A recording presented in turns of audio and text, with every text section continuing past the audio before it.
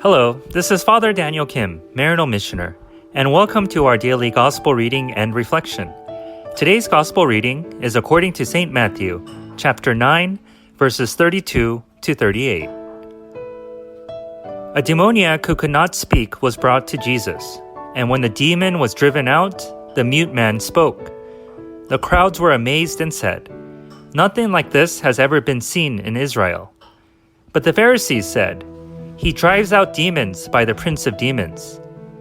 Jesus went around to all the towns and villages, teaching in their synagogues, proclaiming the gospel of the kingdom, and curing every disease and illness.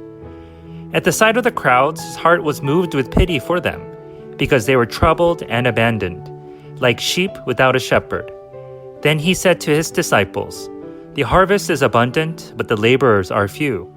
So ask the master of the harvest to send out laborers for his harvest." The Gospel of the Lord. Praise to you, O Lord Jesus Christ. We hear today that Jesus' heart was moved with pity for the crowd.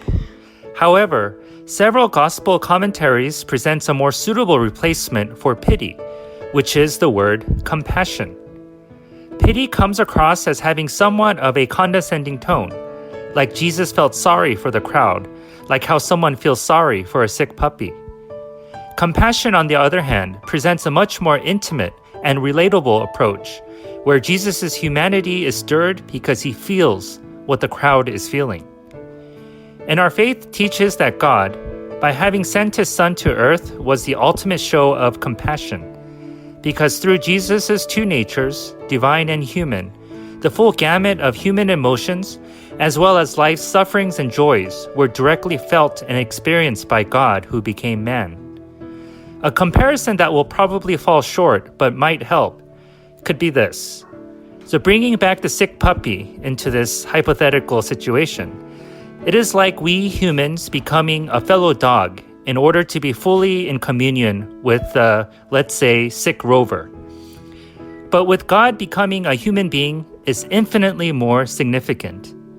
So let us not forget the overwhelming love God has for us to actually go through with coming down to our human level in order for us to experience the full communion with God who became man.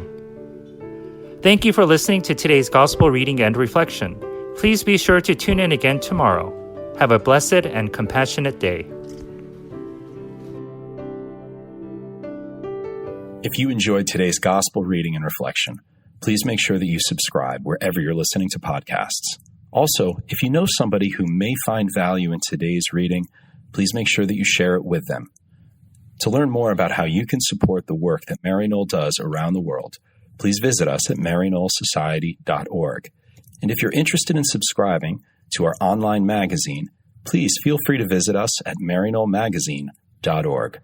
Thank you once again for spending your time with us today, and God bless.